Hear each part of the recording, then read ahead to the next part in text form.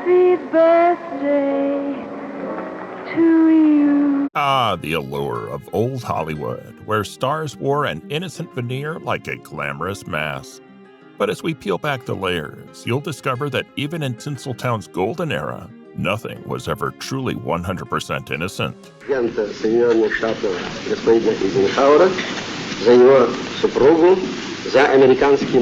Number 30. Judy Garland's diet.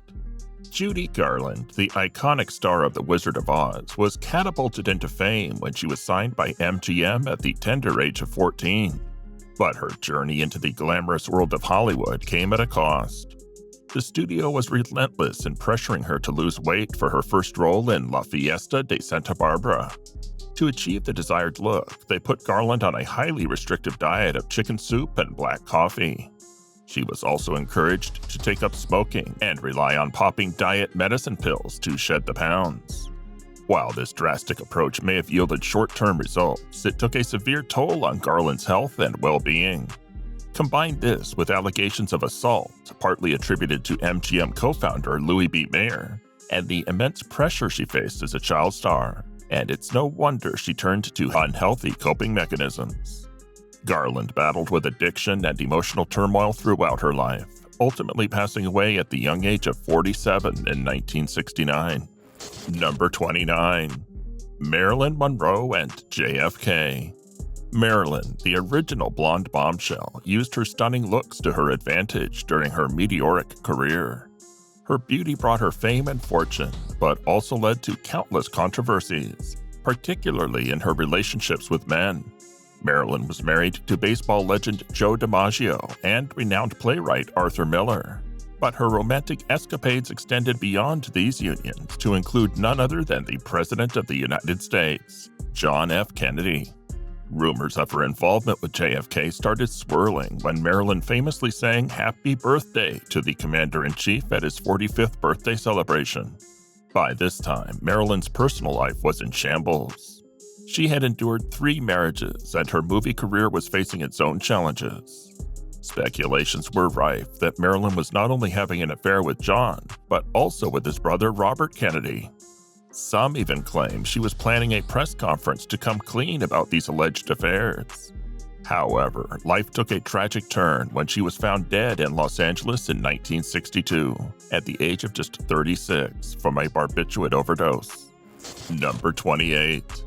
Joan Crawford's adult film. Before Joan Crawford became a Hollywood legend, she had a rather unconventional start in the entertainment industry. In 1924, she was part of the chorus line in the Broadway show Innocent Eyes, which ultimately led to her discovery in Detroit. However, what is lesser known about Crawford's early career is her involvement in an explicit and eyebrow-raising project called The Casting Couch. This was Crawford's first ever on-screen work, and it was a softcore adult film, a genre considered explicit erotic pornography for its time. The film revolved around aspiring actors attending a Hollywood party and indulging in various fantasies, some of which were rather explicit. With a title like The Casting Couch, it's no surprise that the film depicted steamy encounters in the pursuit of fame. In the movie, Crawford played the role of Gloria, a seductive amateur actor who engages in sexual acts with the hopes of making it big in Hollywood. The Casting Couch was just one of several erotic films that Crawford appeared in, including Velvet Lips, The Plumber, and She Knows Best. Once her mother discovered the film, she was furious and threatened to disown her daughter. But fate had other plans for Crawford. Just days after the discovery, she received a life-changing contract from MGM, catapulting her into Hollywood stardom. In the late 1920s, she started financially supporting her family, but eventually severed those ties as she became one of the industry's most iconic actresses. Number 27. Janette McDonald's Child. The love triangle between Louis B. Mayer, Janette McDonald, and Nelson Eddy is a convoluted tale shrouded in mystery. One particularly nasty rumor that circulated in Hollywood for years revolves around Mayer allegedly forcing McDonald to terminate her pregnancy when it was revealed that she was expecting a child with Eddy. Janette McDonald and Nelson Eddy were both MGM stars during the era of the strict studio system, where actors were bound by ironclad contracts. Louis B. Mayer, one of the formidable studio heads of MGM, unintentionally played a part in bringing McDonald and Eddie closer by casting them as leads in several of the studio's beloved musicals. Although they never married, they were undoubtedly the love of each other's lives, much to Mayer's displeasure. The mogul was afraid their relationship would distract them from their immensely lucrative careers. In 1935, after spending a blissful summer together, McDonald discovered that she was pregnant with Eddie's child.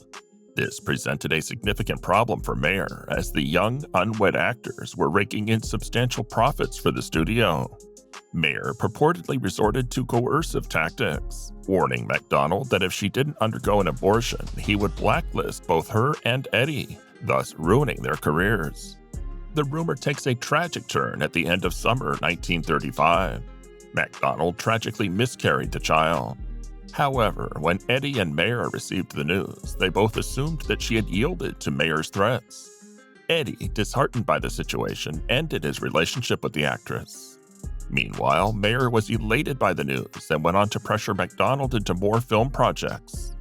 The studio chief relentlessly attempted to keep the pair from reuniting, even resorting to threats against Eddie's life and menacing tactics like forcing the actor's car off the road. Number 26. Joan Crawford's stepfather. Joan Crawford is forever etched in Hollywood's annals as a glamorous silver screen icon. Her career soared to great heights in the late 1920s, and her star continued to shine until her passing in 1977. Many remember Crawford as the epitome of sophistication. Her film costumes were designed by some of the most legendary fashion designers in history, and she was often pictured immaculately dressed with a cigarette or drink in hand.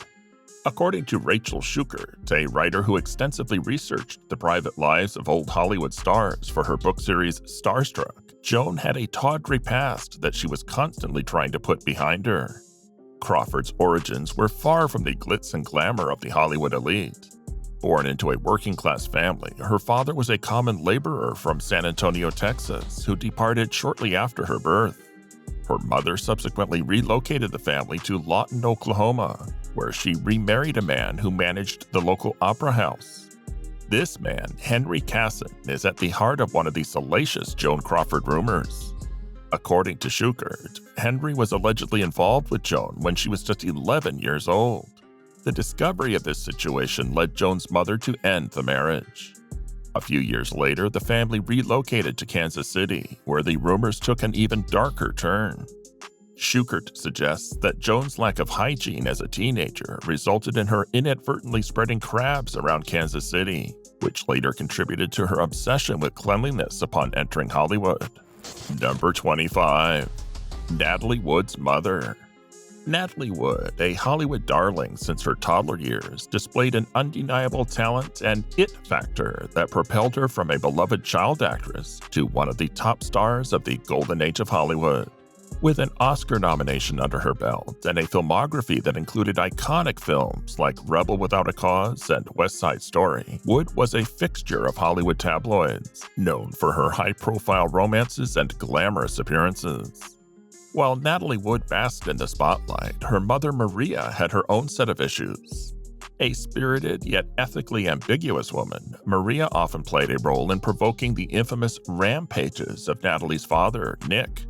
Despite her love for her children, the Russian refugee had a penchant for stretching the truth and was described as a pathological liar by her youngest daughter, Lana.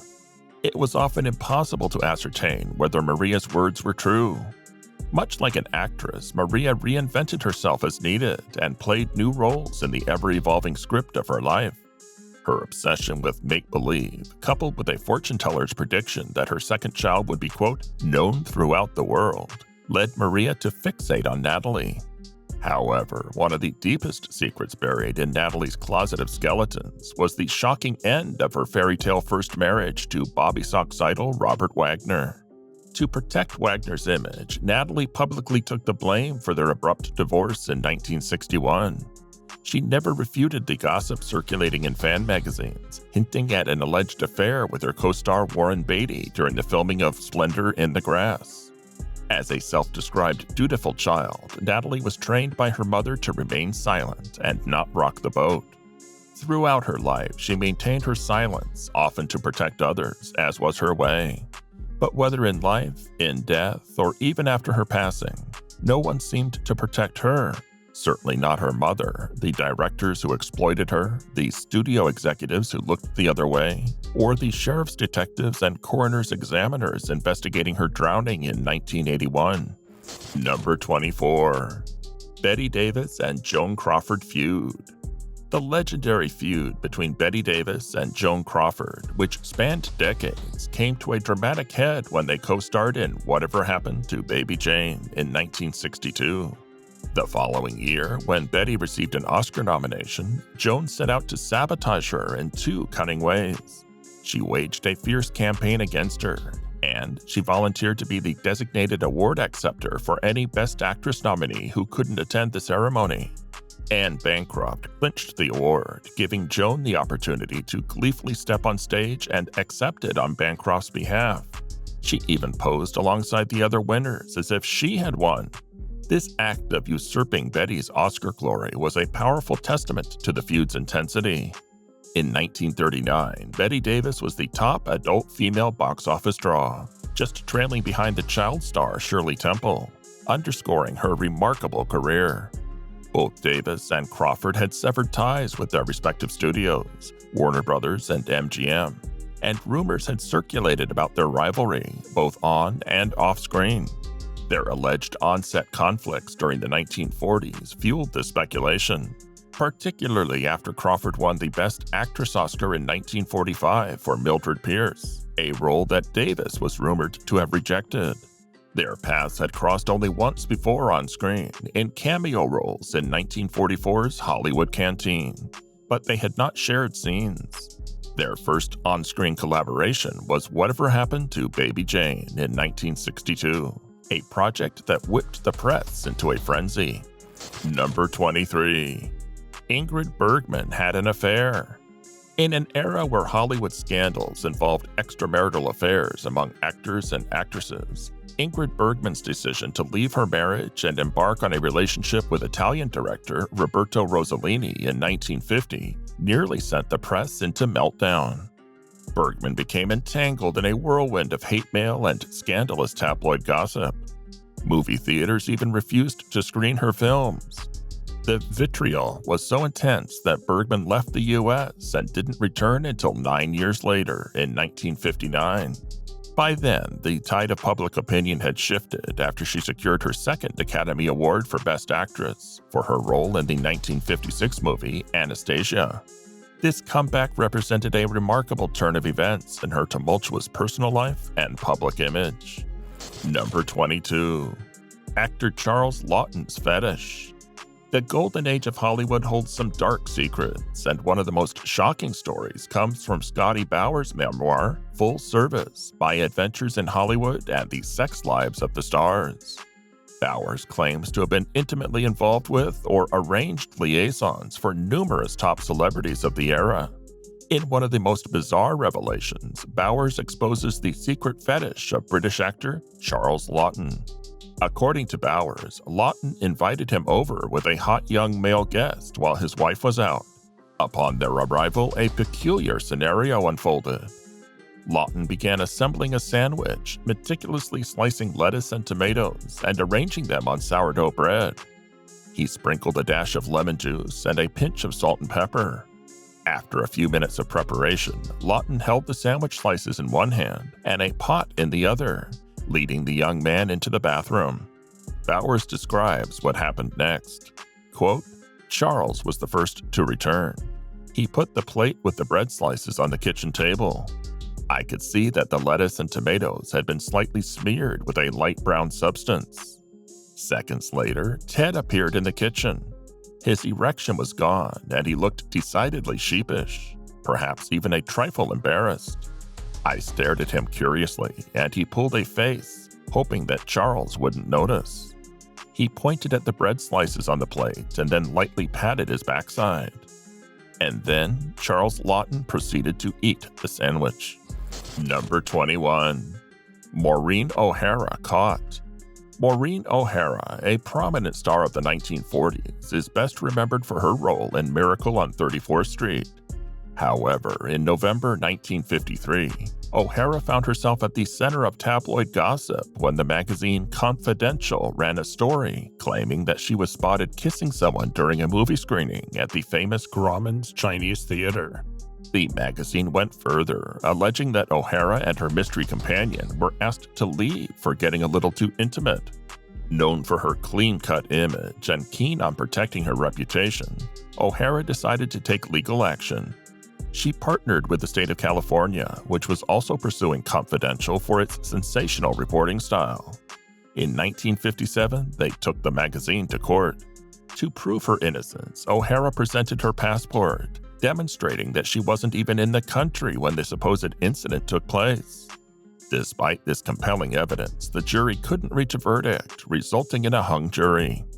Fortunately, this episode did not tarnish O'Hara's career, which continued to flourish. However, it marked the beginning of the end for Confidential, as its readership dwindled over the years, ultimately leading to its final issue in 1978. Number 20. Alice Brady's Mystery Man. In 1938, actress Alice Brady won the Academy Award for Best Supporting Actress, but she couldn't attend the ceremony due to a broken ankle. To her surprise, a mystery man leaped onto the stage and accepted the award on her behalf, later making off with it, or so the story went. PhD student Olivia Rutligiano, who received a grant to research missing Oscars lore, embarked on a quest to unravel the truth behind this puzzling episode. She reached out to the Academy, which shared that the mystery had indeed been solved, but had not been publicly disclosed. Delving into old newspaper clippings, Rutligiano uncovered the real story. The so-called Mystery Man was actually director Henry King, who delivered the award to Alice Brady. She further learned that the false narrative originated from the 1986 anthology Inside Oscar, and that the award had been sold by Heritage Auctions in Dallas in 2008. Number 19. Ramon Novaro's Secret. Ramon Novaro and Rudolph Valentino, two dashing leading men of the 1920s, earned fame for their roles as romantic heroes in films like Mata Hari and The Son of the Sheikh. Novaro, a Mexican, and Valentino, an Italian, were quickly labeled the Latin lovers by tabloids. However, rumors about their sexual orientations began to circulate. In Novaro's case, these rumors were true, but Valentino was inaccurately branded as homosexual, an enduring legend that haunted him throughout his life. It didn't take long before the two stars were linked romantically, with some interviews even suggesting that Novaro had secretly admitted to an affair with Cary Grant. And then there's the infamous dildo rumor. It was rumored that Valentino may have gifted Novaro with an Art Deco model of his own anatomy, which Novaro proudly displayed on his nightstand. This story takes a tragic turn, as in 1968, Novaro was brutally murdered in his Los Angeles ranch house by two criminals. Details surrounding the crime vary, but one widely accepted account claims that Novaro choked on his own blood after the perpetrators shoved the Art Deco gift down his throat. Their motive? A paltry $5,000, which they believed was hidden in Novaro's home. Number 18. The Mystery of Missy. In his memoir, Bring On the Empty Horses, David Niven wrote a two-part chapter titled Our Little Girl, where he referred to a Hollywood starlet as Missy. This enigmatic studio-created star was described as having, quote, the most beautiful body in Hollywood, and being referred to as, quote, the boys' erector set. As Niven recounts, her beauty waned and her career took a nosedive. The second chapter about Missy reveals Niven caring for her during a severe mental health crisis. It paints a haunting picture of a manic Missy who demanded reassurances about her beauty, ate nothing but cottage cheese, and refused to sleep. The true identity of Missy remains a mystery, with speculations pointing to David Niven's friend, Lana Turner, due to the uncanny physical description and biography. Others believe it might have been based on Niven's experience with the troubled Vivian Lee, who had bipolar disorder. Whoever she was, Missy's memory seemed to haunt Niven. Number 17. Shirley McLean warmed up the Cold War. In September 1959, USSR Premier Nikita Khrushchev and his family visited Hollywood and witnessed the filming of a dance scene for Shirley MacLaine's musical Can Can. According to David Niven, Khrushchev and his entourage were far from impressed. Niven describes how they looked on in undisguised horror as MacLaine and her scantily clad dancer colleagues executed a provocative performance. Their dance involved kicking their legs, swirling petticoats, waggling their knees, and, somewhat shockingly, ending up with skirts over their heads and their backsides facing the Soviet leader and his family.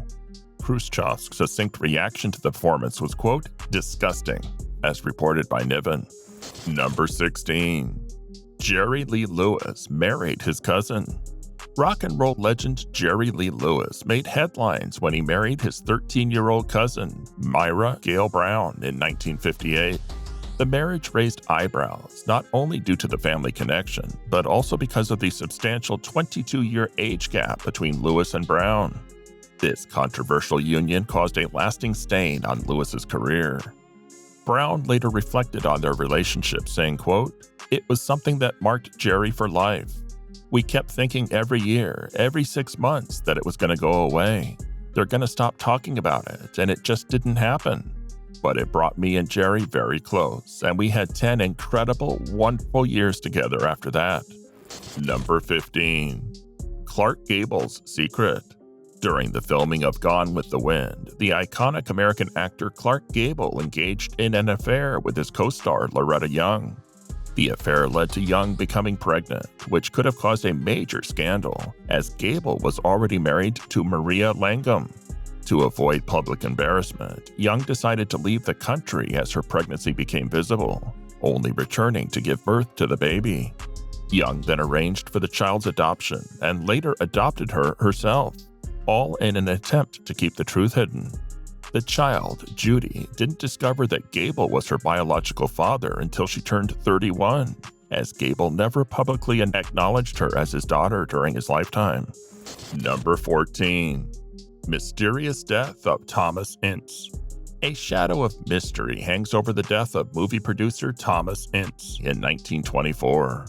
Ince attended a party on the private yacht of business mogul William Randolph Hearst and was suddenly struck with stomach pains. He left the party early, and within days, he was dead. Officially, it was attributed to natural causes, as Ince had a history of health issues. Rumors, however, suggest a different story. Some claim that Hearst shot Ince in the head during the party, a result of mistaken identity. Allegedly, Charlie Chaplin was the intended target due to an affair with Hearst's wife, Marion Davies. It makes for a sensational Hollywood gossip story, but there is no concrete evidence to support it. Both Ince's widow, Eleanor Kershaw, and William Randolph Hearst vehemently denied any such occurrence. Number 13. The Fixer. In the golden age of Hollywood, when unplanned pregnancies became an issue for female stars, many turned to MGM's head of publicity, Howard Strickling, to resolve their inconvenient problems. Actresses often withdrew into seclusion under the pretense of needing rest or undergoing an appendectomy, but these were often code words for abortion procedures. According to biographers and accounts from that era, the list of women who sought Strickling's discreet services was extensive. Among the notable actresses who reportedly turned to Strickling for help were Tallulah Bankhead, who was said to have had abortions routinely, and Jean Harlow, Joan Crawford, who was pregnant by Clark Gable, Bette Davis, Lana Turner, and Judy Garland. Judy Garland's abortion is known to have had long-lasting effects on her life. Afterward, when some of these women went on to have children, they felt a sense of pride in their ability to conceive and carry a child, despite the abortions they had undergone. During the time, movie studios heavily invested in crafting specific images for their female stars. The public was unlikely to accept a blonde bombshell as both a wife and a mother. Consequently, stars had to make a choice between their careers and their children, often opting to contact Strickling to set up an appointment with a doctor humorously referred to as Dr. Killcare. It was a dark chapter in Hollywood's history. Number 12. Ingrid Bergman denounced as a powerful influence for evil. Ingrid Bergman's personal life became the subject of controversy in Old Hollywood, revealing how the public reacted when their idols exhibited very human qualities. Bergman was married to her first husband, Dr. Peter Lindstrom, when she began a relationship with Italian director Roberto Rossellini. Bergman and Rossellini had a child together and initiated divorce proceedings to marry each other in 1950. The public fallout was substantial, with strong criticism of Bergman's actions. Even the U.S. Senate got involved, with a Colorado senator publicly denouncing her behavior and labeling her, quote, a powerful influence for evil. This was in March 1950, and the senator's criticisms persisted. Different accounts exist regarding whether the U.S. forbade Bergman from returning or if she left voluntarily, but she lost custody of her first daughter, Pia, either way. In a 2015 interview with Reuters, Bergman's daughter, Isabella Rossellini, commented on the situation saying, quote, Mama, of course, was very hurt because she could not see her daughter from her first marriage. She was hurt by the scandal. She felt she paid such a high price for it, but eventually it was resolved. She made peace with it. Number 11. Clara Bow's hidden life. Clara Bow, a striking actress, was one of the biggest stars of the 1920s and one of Hollywood's first sex symbols. However, by 1931, her career was marred by a series of scandalous rumors that forced her into a life of anonymity. The rumors were shocking and sensational, even by today's standards. The rumors about Clara Bow included allegations that she was an irredeemable alcoholic, drug abuser, and gambler. She was also rumored to be the mistress of multiple men, engaging in public sex, threesomes with prostitutes, and even having sexual relations with women or animals when no men were available. The most outrageous claim was that she regularly held orgies for the USC football team and engaged in sexual activities with every player present. The origins of these rumors can be traced back to 1930 when Bow's secretary, Daisy DeVoe, left her after an argument, taking piles of the actress's personal documents with her. DeVoe attempted to blackmail Bow, but the actress reported her to the police and took her to court. Unfortunately, this legal battle resulted in Bow's private affairs becoming public knowledge. While the reality of her actions was not as extreme as the tabloids made them out to be, she did have some flaws, such as gambling and taking multiple lovers without marriage, which was still considered scandalous in the 1920s. She also had an affair with an older married doctor, which led to a divorce, with the doctor's wife citing Bow as a reason for, quote, alienation of affection. Ultimately, the scandalous rumors surrounding Bow played a role in Paramount's decision to cancel her contract, as her stardom was already in decline. Number 10. Errol Flynn's love life. Errol Flynn, known for his swashbuckling roles in Hollywood, learned the hard way that the public never forgets. By the mid-40s, Flynn's career as a matinee idol had dimmed due to a series of scandals. Even his death in 1959 was shrouded in controversy, as he reportedly died in the arms of his teenage girlfriend, Beverly Adland, whom he had allegedly started dating when she was only 15. In 1961, Beverly's mother, Florence Adland, wrote a book titled The Big Love about the relationship between her daughter and Errol Flynn. Decades later, filmmakers Richard Glazer and Walsh Westmoreland became intrigued by the book and managed to gain Beverly Adland's confidence. They used her recollections of the May-December romance as the basis for their film, The Last of Robin Hood, which premiered at the Toronto Film Festival. Despite Beverly Adland's reluctance to give interviews about her relationship with Flynn, the filmmakers claimed she gave her blessing to the project before her death in 2010. The Last of Robin Hood stars Kevin Kline as Errol Flynn, Dakota Fanning as Beverly, and Susan Sarandon as Florence Adland, the tell-all authoring stage mother whose own dreams of becoming a dancer were derailed by a car accident that left her paralyzed. Number 9. Tony Richardson and Linda Lovelace. Hollywood pimp Scotty Bowers shared a rather sensational story about the famous director Tony Richardson and the iconic porn star Linda Lovelace. According to Bowers, Tony Richardson became quite intrigued by Linda Lovelace after the release of her groundbreaking film, Deep Throat. Richardson was particularly interested in her talent for performing fellatio. Allegedly, Tony Richardson asked Scotty Bowers to arrange a meeting between him and Linda Lovelace. The meeting took place, and Tony paid a significant amount to book Lovelace for a party he organized for prominent figures in gay Hollywood. The lecture at the party seemed to go well, with Linda demonstrating some of her techniques using a latex dildo. Some of the guests even approached her afterward to exchange tips. Bowers claimed that he later shared the story of Richardson's party with his guests at a Beverly Hills cocktail party, many of whom were elderly women. Interestingly, one elderly woman at the party asked Bowers for Linda's telephone number, which he willingly provided.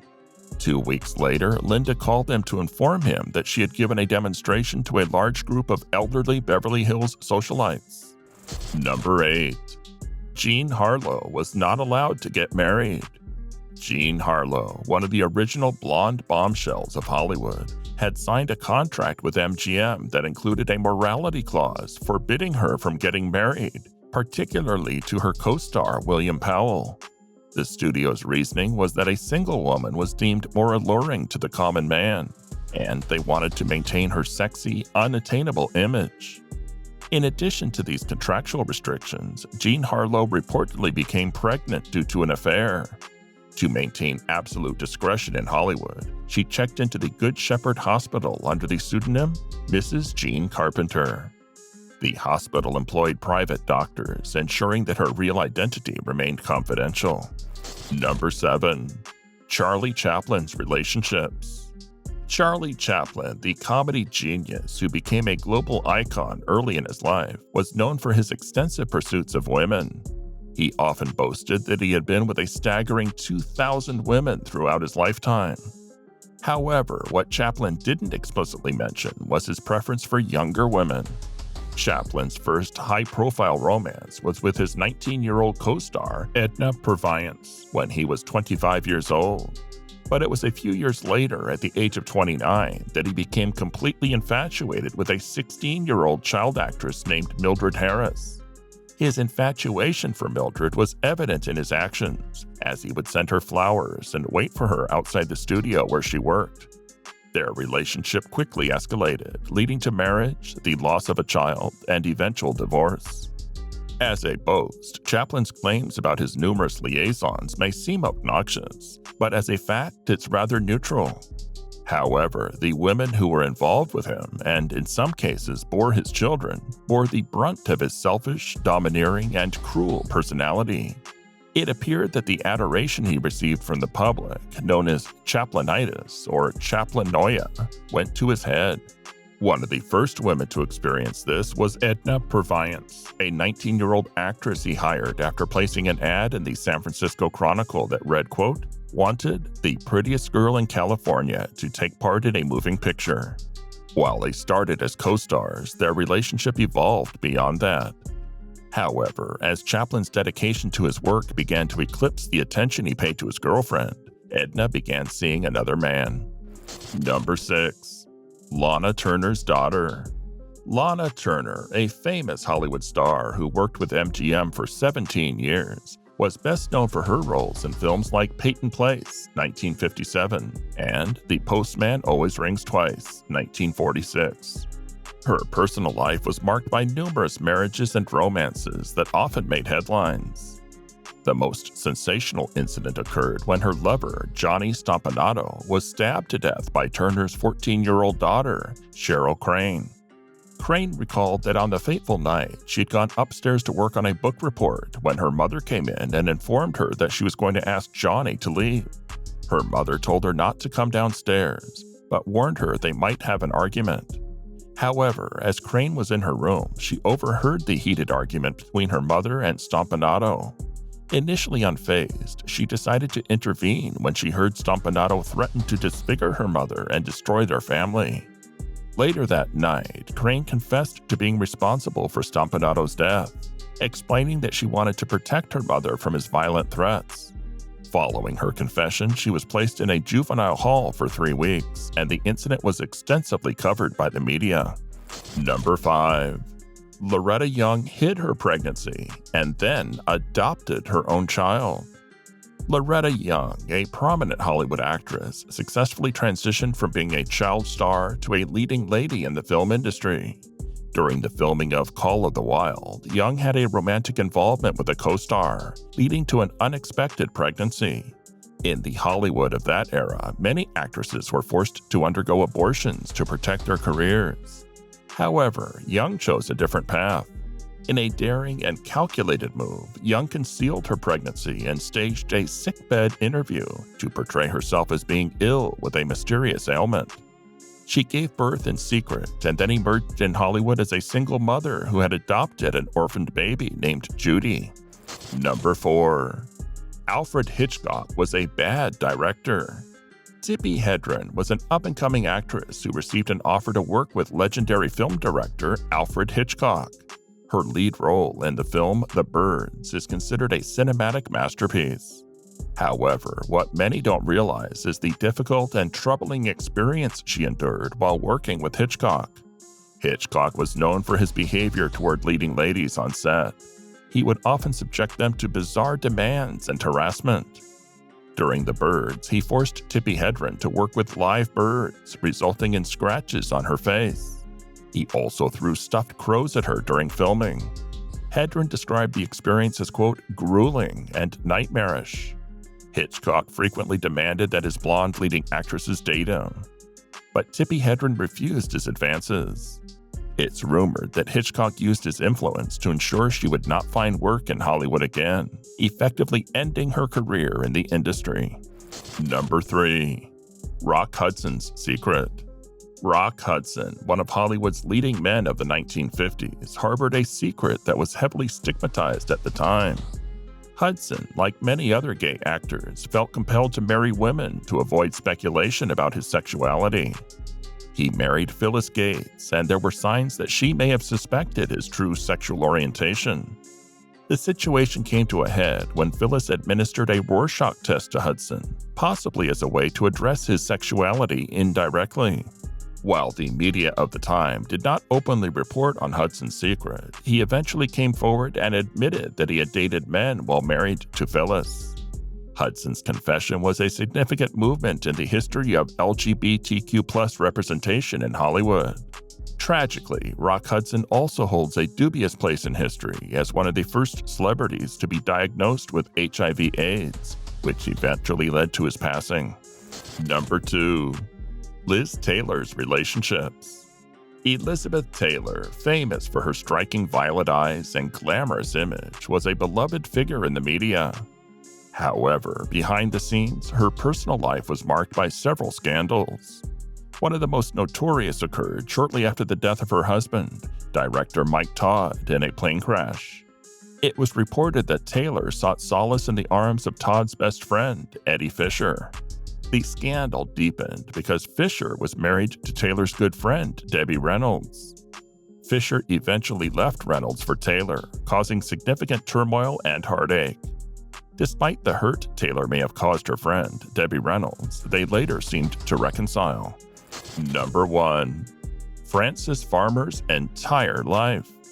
Frances Farmer, an actress of the 30s and 40s, left a life marked by controversy and tumult. She began her Hollywood career with leading roles alongside stars like Bing Crosby and Cary Grant. However, she quickly gained a reputation for being aloof, strong-willed, and difficult to work with. Her refusal to conform to the typical studio grooming and expectations earned her a reputation as, quote, the star who would not go Hollywood.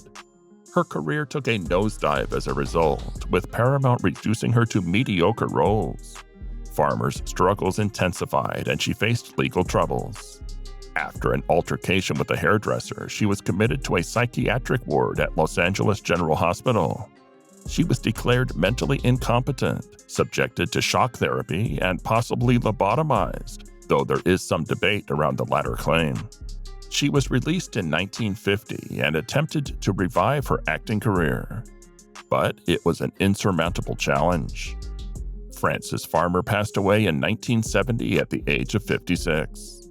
Her life was marked by numerous struggles, and she once stated, quote, "I blame nobody for my fall. I think I've won the right to control myself." Now you know, my friends, the nasty rumors from the golden age of Hollywood. If you want to hear more about these jaw-dropping tales, be sure to give us a thumbs up, share your thoughts in the comments below, and hit that subscribe button for more Hollywood secrets.